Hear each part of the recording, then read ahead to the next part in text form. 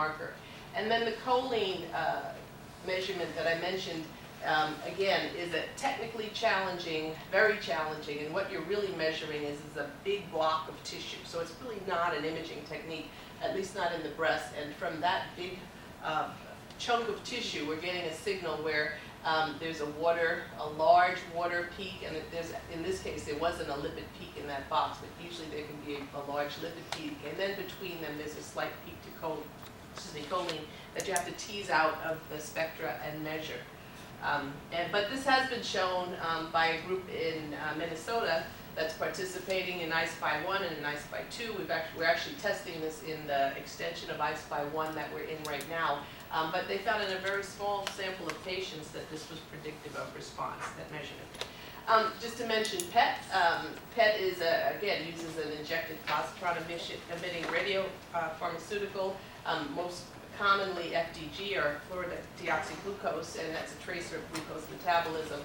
There's an external PET camera that detects the photon-emitting event and creates an image. And so just by comparison of what you've seen with MRI, this is a much lower image quality, but potentially much more specific, because now you're actually looking at glucose metabolism. We're not looking at water, which is essentially a non-specific molecule in the body that we look at with MRI. Here you're actually looking at a metabolic process. And again, this can be quantified as well. The standard in the field is to calculate something called the standardized uptake value. And this also has been shown to be an informative marker for monitoring response to treatment. And then there are ways that you can blend. Because these tests are very different in terms of what they're measuring, they often in combination, they can give you information beyond what you would learn with any one of those. But again, it would mean that the patient has to go for both of these exams, which may not be practical or cost effective. And then diffuse optical spectroscopy, light, non-invasive, very safe technology, can be made in a very portable device, easy to disseminate, easy to use in the clinic. The problem is it has not been very either specific or very able to look into the breast with any depth. So to detect anything beyond, smaller than a centimeter has been very hard. But essentially, the technique that is gaining the most traction is diffuse optical spectroscopy. You shine light into the breast. It has a mean-free path, and some of those photons actually come back and they're detected. And the phase and amplitude of the detected light actually can be mapped. And this is done with a handheld device, and it's just spatially mapped by moving the transducer on the surface of the breast. But it's very highly sensitive to properties of the tissue, lipid and the oxy versus deoxy hemoglobin components of the blood, oxygen saturation levels, so you're getting good physiologic quantification. Again, a number of different parameters that you can extract from optical tomography.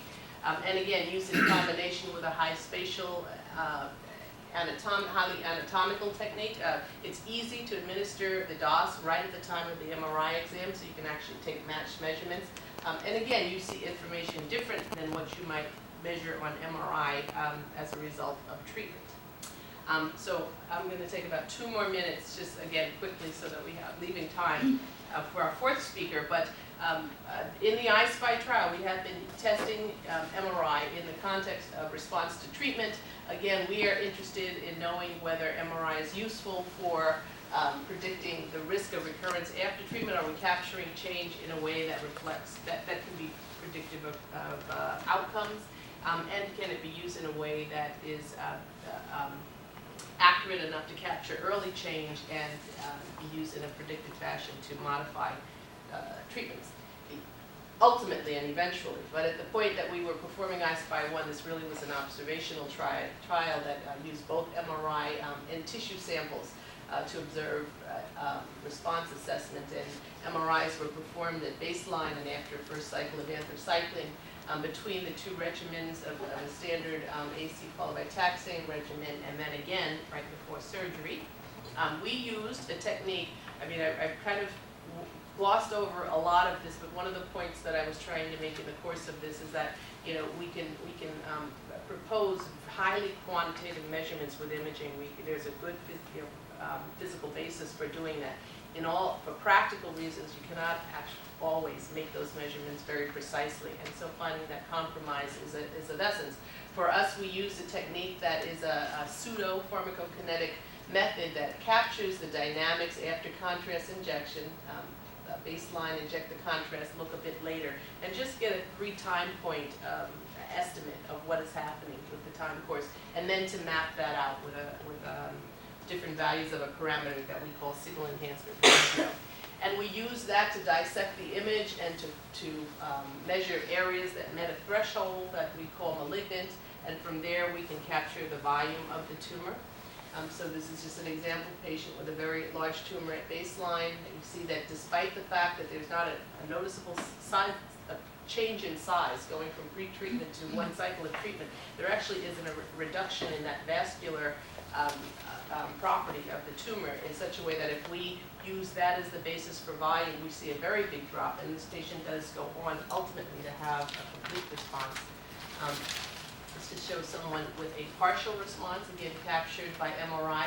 The heterogeneity in color that you see there is reflective of differences in the permeability and lymphoma levels of the tissue, so those are potential markers in and of themselves, those aspects of the volume that we are planning to study. And this is just someone with a complete clinical response. So our I-SPY-1 result at this point was that in the patients enrolled, we've done a comparison of clinical size, longest diameter of the tumor measured on MR, volumetric capture of the MR, and just a peak value of the SVR, so the area of the brightest red on the image, essentially, and we've looked at that in a multivariate analysis for predicting a PCR outcome. And the volume is clearly, after 1 cycle of treatment, already highly significant in terms of predicting the outcome. So that work is continuing in the context of I-SPY-2. I really just want to close with a couple things. There are lots of challenges here for how it's not a simple assay. So on the one hand, it's nice to think that we might get to the point where imaging is a biomarker or an assay that we can use reliably. But there are a lot of challenges for using imaging in this way. One is just simply the compliance with the protocol. These are quantitative methods. The imaging acquisition has to be done precisely, and that's often not the culture clinically. You adapt it depending on time constraints and the patient-to-patient variability. These have to be done with standardized methods. It has to be harmonized over platforms, GE, Siemens, all of the medical device manufacturers, they don't necessarily conform to the same protocols. There need to be quality assessment, and ultimately, very importantly, is that this is a for the imagers, we're very reliant now on the systems, on the clinical trial settings to help inform what we can learn from the imaging, how do we optimize them, how do we refine them. We set a way to acquire, we set a way to process, we quantify the image. We need to test that against outcomes and have another process to try to further improve that. And we're trying to do that within the I-SPY program. Thank you.